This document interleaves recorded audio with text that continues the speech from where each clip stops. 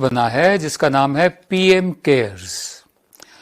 ये प्रधान सेवक ने इसका ऐलान किया, पीएम केयर्स। इसमें कुछ मंत्री हैं, कुछ बीजेपी के मेंबर हैं, प्रधानमंत्री खुद हैं, डिफेंस मिनिस्टर हैं, फाइनेंस मिनिस्टर हैं। ये ट्रस्ट इस बात की सूचना बिल्कुल नहीं देता कि ये जितने भी लोग हैं, राजनाथ सिंह हो, निर्मला सीतारमन हो, नरेंद्र मोदी हो, ये किस हैसियत से वहाँ उसके ट्रस्टीज हैं। प्रधानमंत्री की हैसियत से, रक्षा मंत्री की हैसियत से, वित्त मंत्री की हैसियत से, या अपनी निजी हैसियत से। ठीक है, अभी तक ये कोई नहीं बताता। इसको एक गवर्नमेंट ट्रस्ट की तरह एक इंप्रेशन ऐसा फैलाया जा रहा है कि ये सरकार का ट्रस्ट है, लेकिन ये सरकार का ट्रस्ट है नहीं।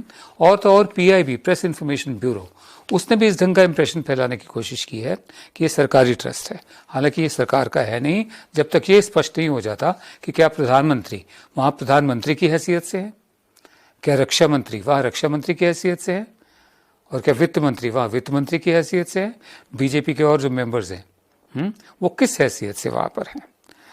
तो क्या होगा अब? होगा ये कि जो पैसा जाएगा, जो आना शुरू हो गया है, कोई 25 करोड़ दे रहा है एक्टर, कोई 100 करोड़ दे रहा है उद्योगपति, कोई 1500 करोड़ दे रहा है दूसरा उद्योगपति, वो जो पैसा वो जो कंसोलिडेटेड या कंटिंजेंट फंड ऑफ इंडिया है, जो सरकारी है, जो नियम कानून से बंधा हुआ है, जिसकी ऑडिटिंग सीएजी वाले करते हैं, ये उसमें पैसा नहीं जाएगा।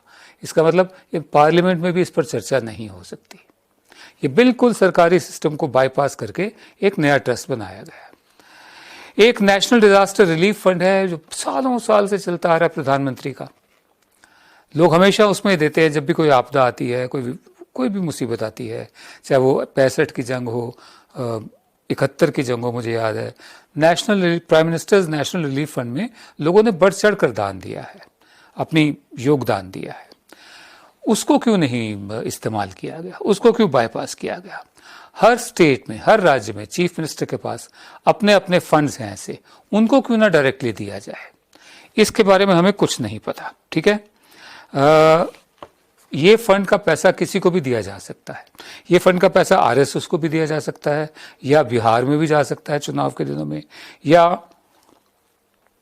कहीं भी जा सकता है, राजस्थान में भी किसी और काम के लिए जा सकता है। और जहाँ तक प्रधान सेवक और मंत्रियों की बात है, वो सरकारी नौकर हैं, हमारे सेवक हैं वो। ठीक है, और स्टेट फंड्स और रिसोर्सेज के ट्रस्टीज हैं वो। उनका फर्ज बनता है, उनकी ड्यूटी बनती है कि उन फंड्स को प्राइवेट फंड्स में ना डालें। ठीक है, जैसे एमपीज हमारे कुछ कर रहे हैं कि अपना एमपी लैड जो फंड है, जो हमारा पैसा है, वो इस फंड में दे रहे हैं, पीएम केयर्स में, जैसे वो उनका अपना पैसा हो, अपनी कमाई का पैसा हो। गौतम गंभीर एक उदाहरण है।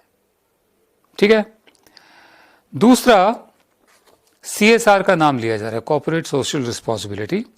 हाँ, और उसको लेकर टाटाज ने भी पैसे दे दिए हैं, अडानी ने भी दिए हैं, वगैरह वगैरह। ऑल्सो एक बात और, ये जो मैं जानकारी आपको दे रहा हूँ, ये सुनीप सेन एक वकील हैं, फेसबुक पर उन्होंने जानकारी दी है। ये मेरे दोस्त है बहुत पुराने, और इनके हवाले से मैं जानकारी आपको दे रहा हूँ। और वैसे भी जो शब्द है या जो एब्रीविएशन है पीएम, प्राइम मिनिस्टर, इसको निजी उद्देश्य से के लिए इस्तेमाल करना, ये कानूनन भी अपराध है। ये आता है the emblems and names prevention of improper use act 1950 में। हमें सफाई चाहिए, ये ट्रस्ट किसका है, कौन है इसके पीछे, क्या ये सरकारी दायरे में आता है, और जो इसके ट्रस्टीज हैं वो किस हैसियत से वहाँ पर है। हम नेशनल रिलीफ फंड में क्यों ना दान दें, हम सीधा ही स्टेट्स जो हैं, राज्य जो हैं, उनके रिलीफ फंड है, उनमें क्यों ना योगदान करें। हमें इसके भी जवाब चाहिए इन सवालों का।